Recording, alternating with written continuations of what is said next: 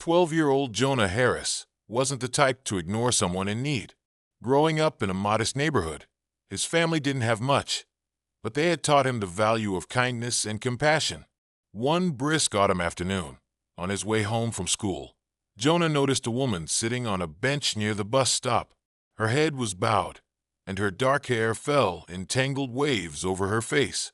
She wore a faded coat that barely seemed warm enough for the cool weather, and her hands rested protectively over her rounded stomach. Jonah slowed his pace, his brow furrowing. Something about her posture, a mix of exhaustion and despair, made him stop. "Ma'am, are you okay?" Jonah asked hesitantly, shifting his school bag higher on his shoulder. The woman looked up, startled. Her face was pale, her eyes red and swollen as though she'd been crying for hours. She gave a weak smile, but it didn't reach her eyes. "I'm fine, thank you," she said, though her voice wavered.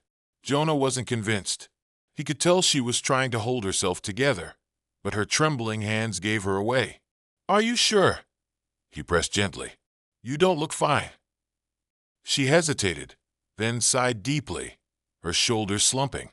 "I'm trying to get home," she admitted, her voice barely above a whisper. "I need to take the bus, but I don't have enough money. I've been walking all day, and I'm so tired." Jonah's chest tightened. He thought about the money in his pocket, his allowance for the week. He had been saving every penny to buy a second-hand bike he'd seen at the local thrift store. It was scratched up and missing a bell, but to Jonah, it was perfect. He was only a few dollars away from making it his. But as he looked at the woman before him, he knew he couldn't walk away. "Hold on," Jonah said, reaching into his pocket. He pulled out a few crumpled bills and a handful of coins, the entirety of his allowance. Without a second thought, he held it out to her. "Here, this should be enough for the bus fare." The woman's eyes widened, and for a moment, she simply stared at him. "I can't take your money," she said quickly, shaking her head. "You're just a kid. You probably need it." Jonah shrugged, offering her a small smile. "It's okay. You need it more than I do.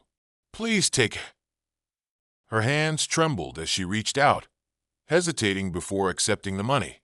Tears streamed down her cheeks, and she wiped them away with the sleeve of her coat. "Thank you," she whispered, her voice cracking. "You don't know how much this means to me." Jonah felt a warmth spread through his chest. "It's no problem.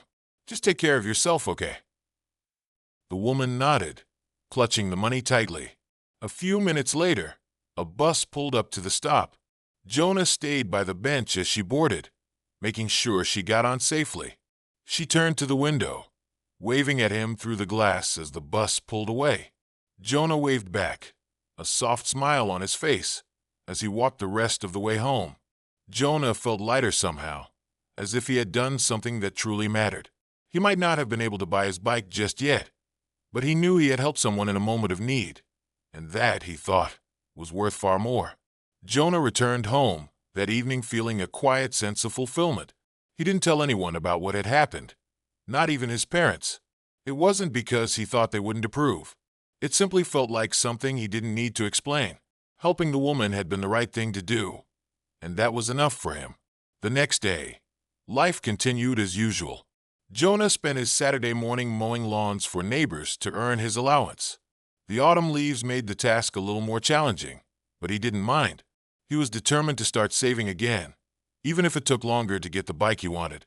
At lunch, Jonah's mother noticed he seemed quieter than usual. "Everything all right, sweetheart?" she asked, placing a bowl of warm soup in front of him. "Yeah, I'm fine," Jonah replied, his voice casual. He didn't want to make a big deal out of what he had done. His father, sitting across the table, raised an eyebrow. "You're not thinking about quitting your lawn mowing business, are you? You've been saving up for that bike for months." Jonah shook his head quickly. "No way, Dad. I'll get it eventually." Still, he couldn't shake the image of the woman's tearful face as she clutched the money he had given her. For the rest of the weekend, it lingered in his mind. He wondered if she had made it home safely. Did she have someone waiting for her? Did she have enough to eat? On Monday morning, Jonah went back to school. Between math problems and science experiments, he managed to distract himself, though every now and then, his thoughts drifted back to the bus stop. He didn't know why he couldn't stop thinking about it. After school, Jonah was walking home when his neighbor, Mrs. Finch, stopped him. She was an older woman with a kind face, known for baking cookies for the neighborhood kids. "Jonah, I heard about what you did," she said, smiling warmly. Jonah blinked in surprise. "You did?" Mrs. Finch nodded. "I saw you at the bus stop the other day, helping that poor woman. That was such a kind thing to do. Jonah, your parents must be so proud." Jonah felt his cheeks grow warm. "It wasn't a big deal," he said quickly, looking down at his sneakers. "It was a very big deal," Mrs. Finch insisted. "Not everyone would give what they had to help a stranger. You've got a good heart, Jonah." She reached into her pocket and handed him a small envelope. "Here, it's not much, but I want you to have this." Jonah opened the envelope to find a crisp $20 bill. He looked up at her, wide-eyed. "I can't take this, Mrs. Finch." "Yes, you can," she said firmly, patting his shoulder. "Consider it a reward for your kindness. And if you ever need anything, you come to me, okay?" Jonah reluctantly accepted the money, thanking her quietly. As he walked home, he felt a mix of emotions. He was grateful for Mrs. Finch's gesture, but he didn't feel like he deserved a reward. After all, he hadn't helped the woman at the bus stop for any kind of recognition. That evening, Jonah decided to tell his parents about what had happened. As they sat around the dinner table, he recounted the story, from meeting the woman to giving her his allowance. His father leaned back in his chair, nodding slowly. "You've got a good head on your shoulders." "Son, I'm proud of you," his mother smiled, her eyes glistening with tears. "Kindness has a way of coming back to you, Jonah. You did the right thing." Jonah felt a warm glow in his chest. He still didn't know if he'd ever see the woman again, but for the first time, he allowed himself to feel proud of what he had done. What Jonah didn't realize was that his simple act of kindness had already set something in motion, something that would soon change his life and his family's life in ways they could never have imagined.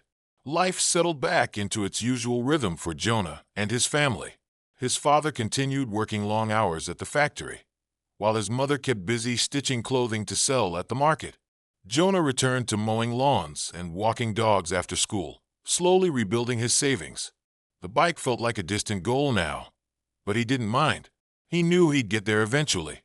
One chilly afternoon, a week after Mrs. Finch had praised his generosity, Jonah came home to find his mother standing at the door, looking puzzled. "Jonah, there's someone here to see you," she said. Jonah's stomach flipped. Visitors weren't common at their modest home, especially not for him. He stepped inside to find a man waiting in their small living room. The stranger was neatly dressed in a dark suit, carrying a leather briefcase. His face was kind, and his eyes lit up when he saw Jonah. "You must be Jonah Harris," the man said warmly, standing to greet him. Jonah nodded, his mind racing. "Yes, sir, that's me." The man extended a hand. "It's a pleasure to meet you. My name is Daniel Whitaker. I'm here on behalf of someone you helped recently."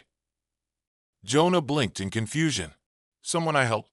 Mr. Whitaker smiled, setting his briefcase down on the coffee table. "A few weeks ago, you gave your pocket money to a woman at the bus stop. She was trying to get home and didn't have enough for the fare. Do you remember?" Jonah nodded slowly. "Yes, I remember. Is she okay?" "She's more than okay. Thanks to you," Mr. Whitaker said. "Her name is Clara Bennett. She wanted me to tell you how much your kindness meant to her that day. She had been having a very difficult time, losing her job, facing eviction, and struggling to prepare for the arrival of her baby. Your act of generosity gave her the hope she desperately needed." Jonah felt his cheeks flush. "I just did what anyone would do." Mr. Whitaker's smile widened. "Not everyone would have done what you did, Jonah. Clara shared your story with her family, and they were deeply moved. They wanted to express their gratitude in a meaningful way." He opened his briefcase and pulled out an envelope. "This is for you and your family. It's a token of appreciation for your kindness." Jonah hesitated, glancing at his parents, who were now standing nearby, equally stunned. His father spoke first. "What's in the envelope?" Mr. Whitaker handed it to Jonah's father.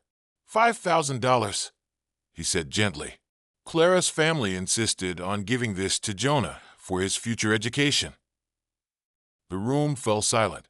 Jonah's father opened the envelope, his hands trembling slightly, and stared at the neatly stacked bills inside. Jonah's mother gasped, covering her mouth with her hand. I don't know what to say," Jonah's father stammered. "It's the least we can do," Mr. Whitaker said gently. "Clara's family believes in paying kindness forward just as Jonah did. They want to make sure he has the chance to achieve his dreams." Jonah stood frozen, his heart pounding. He couldn't believe what he was hearing. All he had done was give a few dollars to someone in need. How could something so small lead to this? His mother pulled him into a tight hug, tears streaming down her face. "Jonah, I'm so proud of you," she whispered. Mr. Whitaker rose to leave, but before he stepped out the door, he turned back to Jonah. "You reminded Clara and her family that even in the darkest times, there's still kindness in the world. Don't ever underestimate the power of a small act of compassion." As the door closed behind him, Jonah sat on the couch, his mind racing. He had never imagined that something so simple could have such a profound impact.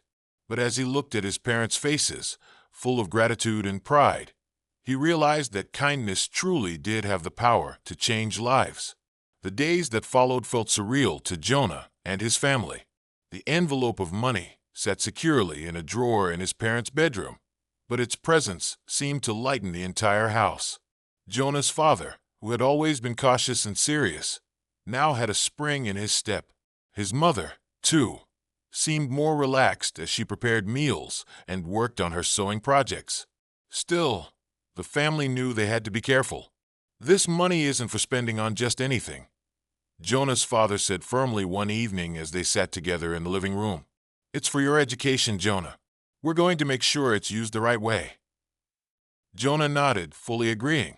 The idea that his kindness could help secure his future still felt like a dream, but he didn't take it lightly. He started to see school in a new light, putting in extra effort to do his homework and asking his teachers more questions. Despite the newfound sense of stability, life still had its challenges. Jonah's father worked fewer overtime shifts now, but the family continued to live modestly. Their old car broke down on a cold morning, and Jonah's mother had to take the bus to the market. Jonah helped wherever he could, offering to run errands and even picking up an extra lawn mowing job to pitch in. One Saturday afternoon, while Jonah was walking Mrs. Finch's dog, she stopped him with a warm smile. "Jonah, you've always been such a good boy, but there's something different about you lately. You seem inspired." Jonah smiled back, thinking about the changes in his life since meeting Mr. Whitaker. "I guess I just feel really lucky," he said. "Helping someone made me realize how much we all need each other sometimes." Mrs. Finch nodded, her eyes twinkling. "That's a rare understanding for someone your age. Don't lose it." Jonah continued his routine, but he noticed how much more he paid attention to the people around him. At school, he shared his lunch with a classmate who often went hungry. On his way home, he helped a woman carry her groceries up a steep hill. These small acts of kindness became part of who he was, filling him with a sense of purpose. One evening, Jonah's father received a call from his employer. At first, he sounded concerned, but his tone shifted as the conversation continued. When he hung up, his face was lit with excitement. "They're offering me a new position," he said. "Better hours and a small raise." "That's wonderful, Harold," Jonah's mother exclaimed, pulling him into a hug. Jonah grinned. "That's great, Dad." "It might not seem like much," his father said, "but it's going to help us a lot. I think things are starting to look up for our family." The positivity seemed to ripple through their lives. Jonah's mother started getting more customers for her sewing work, and even Jonah's schoolwork began to improve. It was as if the small act of kindness Jonah had shown at the bus stop had set off a chain reaction, touching every part of their life. A few weeks later, Jonah was back at the thrift store.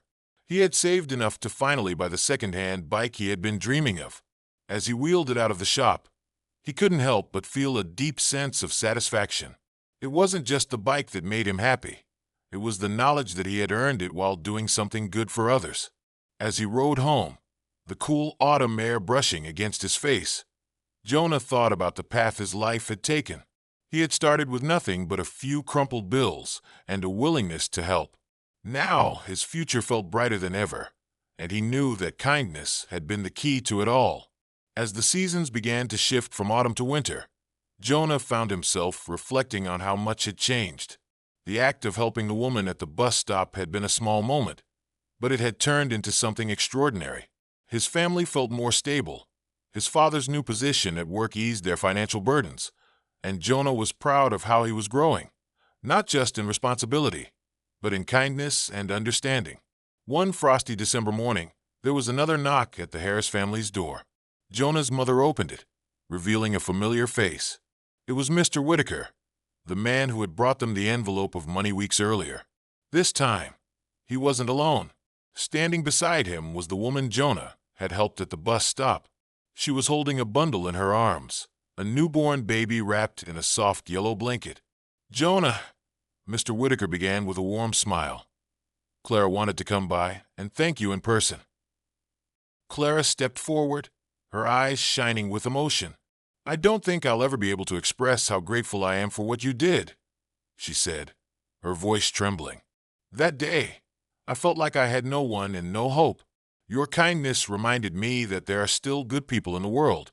Because of you, I made it home safely, and I was able to get the help I needed from my family." Jonah felt a lump form in his throat. "I'm just glad you're okay," he said softly, his gaze drifting to the tiny baby in her arms. "Is this your baby?" Clara nodded, her smile widening. "This is Grace. She was born 2 weeks ago, healthy and strong. I wanted you to meet her because, in a way, you're part of the reason she's here. You gave me the strength to keep going." Jonah's mother wiped tears from her eyes, and his father placed a steady hand on Jonah's shoulder. "That's a beautiful name," his mother said. Clara laughed gently, brushing a tear from her cheek. "I thought so too." She paused, then added, "I wanted to give you something. I know your kindness wasn't about getting anything in return, but I couldn't come empty-handed." She handed Jonah a small wrapped package. He hesitated, looking at her and at his parents before carefully unwrapping it. Inside was a notebook with a simple cover embossed with the words "Dream Big." "It's nothing fancy," Clara said, "but I thought you might use it to write down your dreams, your goals, whatever inspires you, because I can already tell you're going to do incredible things in life." Jonah held the notebook tightly, his heart swelling with gratitude. "Thank you," he said, his voice barely above a whisper. As Clara left with Mr. Whitaker and baby Grace, Jonah stood at the door, watching them disappear into the snowy morning. His parents wrapped him in a hug, proud of the person he was becoming. That evening, Jonah sat at his desk with the notebook open in front of him. He picked up a pencil and wrote 3 simple words on the first page. "Be kind always." From that day forward, Jonah carried the lessons of that moment with him. The money, the praise, and the unexpected blessings were all wonderful. But what mattered most was the reminder that even the smallest act of kindness could ripple outward, touching lives in ways he could never predict. Years later, when Jonah graduated at the top of his class and received a scholarship to a prestigious university, he often thought back to the day at the bus stop. It became a story he told, not to boast, but to inspire others to believe in the power of compassion. The Harris family never forgot how one small act had transformed their lives, and Jonah grew up to embody the words he had written in the notebook, living each day with the quiet, steadfast belief that kindness could truly change the world.